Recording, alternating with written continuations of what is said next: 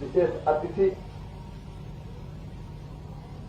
खजुराहो के लोकप्रिय सांसद और भारतीय जनता पार्टी के प्रदेश के अध्यक्ष आदरणीय बीडी शर्मा जी, हमारे यशस्वी सांसद भाई गुमान सिंह जी,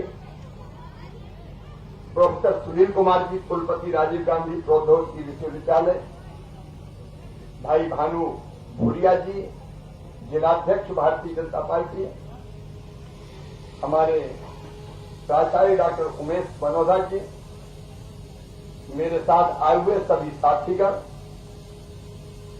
और यहां विशेष प्रसंग पर उपस्थित मेरे प्यारे भांजों और लाडली भांजियों, तुम सबको लाड़ प्यार और आशीर्वाद। आज मैं इस कैंपस में आके अत्यंत प्रसन्न हूं और डॉक्टर एपीजे अब्दुल कलाम विश्वविद्यालय प्रौद्योगिकी संस्थान झाबुआ का कैंपस, लेकिन बिल्डिंग भी बहुत अच्छी बनी, अच्छी है कि नहीं? बहुत अच्छी बनी। अभी बिल्डिंग तो अच्छी है सुनील जी, बहन निर्मला जी भी, कल सिंह जी भी हमारे बीच है, लेकिन केवल अच्छी बिल्डिंग नहीं बनी। मेरे बेटा बेटियों, अपने इस जिले में हमारे बच्चों को पढ़ने, इंजीनियरिंग की पढ़ाई के लिए बाहर न जाना पड़े, इसलिए 2017-18 में हमने ये इंजीनियरिंग कॉलेज प्रारंभ किया था। ये तकलीफ की बात थी कि बीच के 1.25 साल जब दूसरी सरकार आ गई थी कांग्रेस की, 19 कॉलेज को बंद कर दिया था, लगभग बंद करने का मन बना लिया था, लेकिन फिर से सरकार आने पर बंद करने के आदेश नहीं जारी कर दी। उनको झाबुआ में इंजीनियरिंग कॉलेज अच्छा नहीं लग रहा था। आप बताओ मेरे बेटा बेटियों, झाबुआ में इंजीनियरिंग कॉलेज होना चाहिए कि नहीं? और इसलिए आने के बाद फिर से मुख्यमंत्री बनने के बाद, सरकार बनने के बाद, हमने इंजीनियरिंग कॉलेज को फिर प्रारंभ किया। अब ये शानदार अद्भुत भवन बनकर तैयार है। ये इंजीनियरिंग कॉलेज लगभग 36 एकड़ में 34 करोड़ 65 लाख रुपए की लागत से बना है। ये हम देख रहे हैं छात्रावास भी है, जहां हमारे बेटे बेटी जिनका एडमिशन होगा वो रहेंगे। और इस हमारे विद्यालय में अभी लगभग 500 विद्यार्थी अध्ययन कर रहे हैं, पढ़ रहे हैं। मेरे बेटा बेटियों, हम जो इंटीरियर के गांव में रहते हैं, इन बच्चों में भी क्षमता है, प्रतिभा है, योग्यता है, लेकिन कई बार पढ़ने की सुविधाएं नहीं मिलती। अब डॉक्टर कलाम देखिए, गरीब घर पैदा हुए थे, लेकिन अपनी पढ़ाई और मेहनत से वो देश के सबसे प्रसिद्ध वैज्ञानिक बने और बाद में राष्ट्रपति बने, भारत के राष्ट्रपति। और अभी हम सब गौरवान्वित हैं कि हमारा चंद्रयान चंद्रमा की सतह पर उतर गया है। सबको पता है कि नहीं? चंद्रयान घूम रहा है और भारत की गौरव गाथा गा रहा है। मैं इसके लिए अपने वैज्ञानिकों को, इंजीनियरों की टीम को, डॉक्टर कलाम साहब का सपना था उनको, और अपने प्रधानमंत्री नरेंद्र मोदी जी को बधाई देता हूं, उनका अभिनंदन करता हूं। देश की प्रगति के लिए वैज्ञानिक जरूरी है, इंजीनियर जरूरी है। मैं राजीव गांधी प्रौद्योगिकी विश्वविद्यालय को बहुत बहुत बधाई दूंगा, सुनील जी को और उनकी टीम को, जिनने ये सपना साकार किया।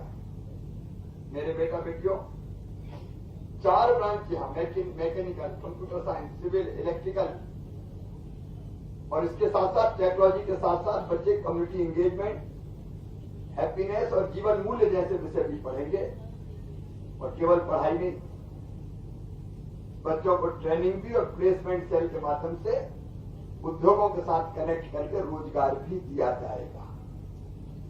उद्योग को जैसी स्किल मैन पावर चाहिए उसको हम यहां तैयार करेंगे। और एक बात और मेरे बेटा बेटियों, अपन गांव में पैदा हुए, अपनी भाषा बचपन से जो बोलते हैं या तो क्षेत्रीय भाषा है, भीली होगी, बारेली होगी, या हिंदी हमारी भाषा है।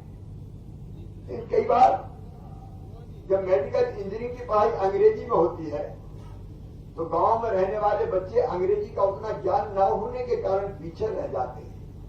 अंग्रेजी और बुद्धि का कोई संबंध नहीं है विद्वता का। अंग्रेजी अंग्रेजों की भाषा है, लेकिन ज्ञान तो हिंदी में भी उपलब्ध है। लेकिन आजादी के बाद कांग्रेस ने अंग्रेजी का भूत ऐसा चढ़ाया कि अंग्रेजी के बिना कुछ नहीं हो सकता, केवल अंग्रेजी पढ़ो। मेरे बेटा बेटियों मुझे कहते संतोष, हमने मध्य प्रदेश में, क्योंकि मैं एक छोटी सी घटना सुनाता हूं। एक बच्चे का मेडिकल कॉलेज में, आदिवासी बच्चा, एडमिशन हुआ। पहले साल के बाद उसने पढ़ाई छोड़ दी। तो मैंने उससे पूछा, बेटा पढ़ाई क्यों छोड़ी? तो उसने कहा कि मामा हम तो हिंदी में समझते हैं क्योंकि हम इंटीरियर के गांव में पैदा हुए हैं।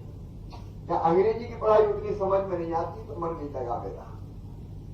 हमने तय किया है बेटा बेटियों कि मध्य प्रदेश की धरती पर मेडिकल और इंजीनियरिंग की पढ़ाई भी हिंदी में की जाएगी, ताकि हमारे कोई बच्चे पीछे ना रहे। और वो हिंदी में होना चाहिए कि नहीं पढ़ाई, ताकि हम भी ढंग से सीखें। अरे जापान में जापानी में होती है, रूस में रूसी में होती है, फ्रांस में फ्रेंच में होती है, जर्मनी में जर्मनी में होती है। तो हम काय को अंग्रेजी को गुलाम करें? हम भी हिंदी में पढ़ेंगे, इसमें कौन सी बड़ी बात है। तो बच्चों को पीछे नहीं रहने। और मेरे बेटा बेटियों, तुम्हारी पढ़ाई निर्बाध ढंग से चले, इसलिए कई तरह की योजना बनाने की हमने कोशिश की। हमने तय किया, मेरी बेटियां इतनी बड़ी संख्या में बैठी। पहले बेटियां दूसरे गांव स्कूल पढ़ने नहीं जाती थी, स्कूलें बहुत कम थे, अब तो बहुत से स्कूल हमने खोल दिए। तो बेटियों, जब मैंने पूछा उस समय 5-6 में बेटियों से स्कूल क्यों नहीं जाती, बोले दूसरे गांव में मम्मी पापा भेजते ही नहीं। तब पहली बार मेरे मन में ये ध्यान आया था कि बेटियों को साइकिल देंगे ताकि साइकिल पर बैठ के दूसरे गांव पढ़ने जाए। बोलते तब साइकिल देने की योजना प्रारंभ की। बच्चे पढ़ाई में बाद में फिर भाइयों को भी दी। भाइयों ने मुझे कहा कि मामा बेईमानी हो रही है, भांजी तो साइकिल पे हम कह रहे। फिर हमने तय किया कि 12वीं में जो बच्चे 75% नंबर लाएंगे उनको लैपटॉप दिलवाया जाएगा। अभी लगभग 1 लाख बच्चों को लैपटॉप। एक चीज और इसी साल शुरू की कि 12वीं में अपने अपने गांव में एक बेटी और एक बेटा जो सबसे ज्यादा नंबर लाएगा उसको मामा स्कूटी दिलवाएगा। अभी स्कूटी बची है हमारी लगभग 7,500-8 हजार स्कूटी, इसलिए कि पढ़ाई में रुचि लो। और एक बात और, पढ़ाई के बाद उच्च शिक्षा बहुत महंगी हो जाती है। हमारे बच्चों के लिए उच्च शिक्षा पहुंच से दूर ना हो जाए। अगर हम बहुत संपन्न परिवार में पैदा नहीं हुए तो भी हमें बुद्धि और अकल तो है ना, पढ़ने की क्षमता है। अगर सुविधा मिल जाए तो हम चमत्कार कर सकते हैं। इसलिए मेरे बेटा बेटियों 2 चीजें, एक तो अब मध्य प्रदेश में सीएम राइट स्कूल शुरू किए हमने, और आने वाले समय में हर 15-20 गांव के बीच एक सीएम राइट स्कूल। उनकी 38-40 करोड़ की भव्य building, lab, library, smart class, playground, और बच्चों को पैदल ले जाना पड़ेगा, गाड़ी लेने जाएगी बस और बसें छोड़ने जाएगी। प्राइवेट स्कूलों से बेहतर स्कूल बना के बेटा बेटियों देंगे ताकि उनकी ढंग से पढ़ाई हो। और मेडिकल इंजीनियरिंग की पढ़ाई के लिए भी मेरे बेटा बेटियों चिंता मत करना। हमने तय किया जो प्रतिभाशाली बच्चे हैं उनके लिए मुख्यमंत्री मेधावी विद्यार्थी योजना बनाई है, जिसमें यह तय किया है कि बच्चों की फीस चाहे प्राइवेट मेडिकल इंजीनियरिंग कॉलेज क्यों ना हो, फीस कितनी भी हो, माता पिता नहीं मामा भरवाएगा, ताकि बच्चों की पढ़ाई लिखाई में कोई बाधा ना आए। आज लंबी बात नहीं करूंगा, मैं तुम्हें बहुत बहुत शुभकामनाएं देता हूं, आशीर्वाद देता हूं। बेटा बेटियों पढ़ो और आगे बढ़ो। देखो अभी अभी एक योजना हमने लागू की, 12वीं पास कर ली, ITI कर लिया, अब काम चाहिए, और काम उनको मिलता है जिनके हाथों में कौशल होता है। तो हमने इस बात तय किया कि जो बच्चे 12वीं के बाद, ITI के बाद या और भी स्नातक के बाद अगर उनको काम सीखना है तो बच्चे अलग अलग कंपनियों में, अलग अलग संस्थानों में काम सीखने जाएंगे। प्रदेश में भी आप इंदौर में जाओ, आप भोपाल में जाओ, आप धार में जाओ, आप मुंबई जाओ, दिल्ली जाओ, तो काम कंपनियां सिखाएंगी, उनसे हमारा करार हुआ है। और काम सीखने के बदले जो 12वीं और ITI पास है उनको 8,000 रुपया महीना, जो स्नातक है उनको अलग 9,000 रुपया, और कुल मिलाकर उच्च शिक्षा प्राप्त की है तो 10,000 रुपया महीना दिया जाएगा, ताकि वो काम भी सीखे और उनकी आजीविका भी चल सके। तुम्हें कोई कठिनाई ना हो, इसके भरसक प्रयत्न भारतीय जनता पार्टी की सरकार ने किए हैं। आज मैं तुम्हें फिर एक बार बहुत शुभकामनाएं देता हूं। अच्छे से पढ़ो। जो इस कॉलेज में पढ़ते हैं मुझे हाथ उठाए। इस कॉलेज वाले कौन है? इस कॉलेज में पढ़ रहे हैं। अच्छा, इस कॉलेज वाले इधर है और इधर बैठे कौन सी क्लास में पढ़ रहे हैं? 12th। ये बड़ा महत्वपूर्ण साल है। 10th, 11th, 12th। अच्छा, 12th में पढ़ रहे हो तो बताओ 75% नंबर लाके लैपटॉप कौन कौन लेगा? हाथ उठाओ जरा। अरे और ज्यादा उठाओ ना, मामा के हाथ थक जाए लैपटॉप बांटते से लो ना। अच्छी मेहनत करो और बाद में चिंता मत करना उच्च शिक्षा की। फीस के लिए तो मामा है ना, काय की चिंता फिर करना। तुम तो पढ़ो और आगे बढ़ो। मेरी बहुत बहुत शुभकामनाएं और आशीर्वाद। बोलो भारत माता की।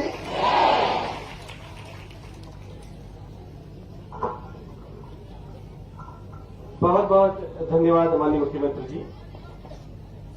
विद्यार्थियों के लिए आपका मार्गदर्शन और आशीर्वचन शिक्षा की राह को आसान करेगा, कौशल का विकास करेगा और शिक्षा के नए आयाम करेगा। बहुत बहुत धन्यवाद। अब हम जिले की कला और संस्कृति को संजय हुए स्मृति चिन्ह भेंट कर सम्मान और स्वागत करना चाहते हैं। मैं अनुरोध करूंगा कुलपति महोदय से, डॉक्टर सुनील कुमार गुप्ता जी से स्मृति चिन्ह भेंट करने का प्रयास करें, ताकि हमारे भी सांसद महोदय VD शर्मा जी भी हैं, उन्हें भी स्मृति चिन्ह भेंट करें। और हमारे भी सांसद महोदय हिमांशु सिंह जी डामोर साहब हैं, उन्हें भी स्मृति चिन्ह भेंट करने का प्रयास करें।